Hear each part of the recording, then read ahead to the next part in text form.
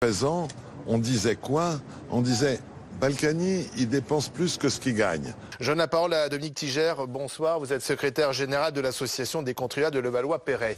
Alors, monsieur Tigère, est-ce que vous avez été convaincu par les explications de Patrick Balkany? Certes, l'argent coulait à flot, mais c'était son argent, l'argent familial, l'argent de Patrick et d'Isabelle Balkany. Et d'ailleurs, ils ont perdu beaucoup d'argent, c'est ce qu'il dit. Bonsoir Olivier Truchot. Déjà, je pense qu'on aura déjà un premier avis du parquet demain. Puisqu'on attend effectivement que le procureur nous donne un petit peu lui sa vision des choses.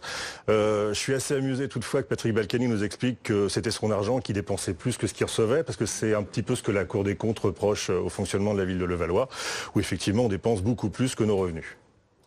Mais pour l'instant, Patrick Balkany, il est sur une défense très claire. J'ai horreur de la corruption, je n'ai jamais été corrompu. Oui, d'ailleurs, moi je m'attends à ce qu'il rejoigne notre association le plus rapidement possible, ou Anticor. S'il déteste la corruption, il y a plein d'endroits où il peut venir. Manifestement, il n'a jamais mis son nez pour l'instant. Donc vous n'êtes pas convaincu par ces explications? Je crois que surtout, nous, à l'association des contribuables, on est concernés. Il y a deux volets dans ce procès. Il y a une première semaine qui est en train de se terminer, qui est sur la fraude fiscale. J'étais présent au procès lundi pour voir un petit peu les arguments, surtout pour entendre l'ordre de renvoi au tribunal correctionnel. Et pour nous, la première semaine, c'est la fraude fiscale. C'est Bercy qui s'en occupe. Je suis pénalisé, les Levalloisiens, mais vous aussi.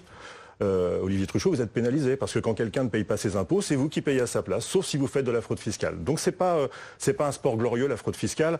Et d'ailleurs à ce propos, nous allons attendre effectivement les résultats demain, mais très rapidement, et je pense dès demain, nous demanderons la révocation de Patrick Balkany. La révocation, puisque... Il est toujours maire. Hein. Il est toujours maire, mais le Code général de la collectivité territoriale nous permet de le faire. À condition qu'il soit condamné.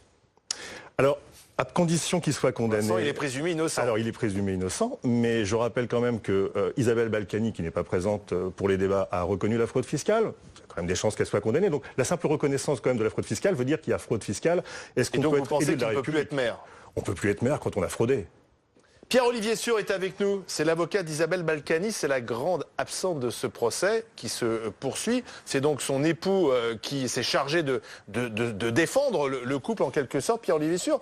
Donc en fait, si je comprends bien, s'il y a beaucoup d'argent, et c'est vrai que ça peut surprendre, cet argent liquide, etc. en circulation, c'est parce que c'est de la fortune personnelle, de la fortune familiale. Oui, je veux d'abord dire que les propos qu'on vient d'entendre montrent que ce procès est marqué sous le signe du combat politique et d'une morale, dont certains considéreraient qu'ils sont les détenteurs.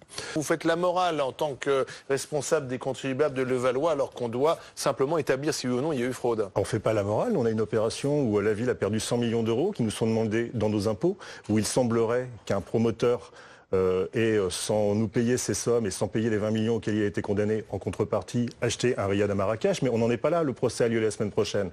Et l'avocat qui suivait cette affaire est aujourd'hui aussi dans le box des accusés.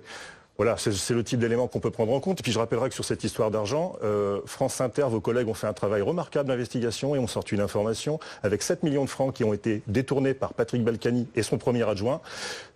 Il y a eu un jugement de la Chambre des comptes et sans aucune conséquence pénale. Donc peut-être que ce n'est pas prescrit et là en tout cas c'est marqué, il y a une faute.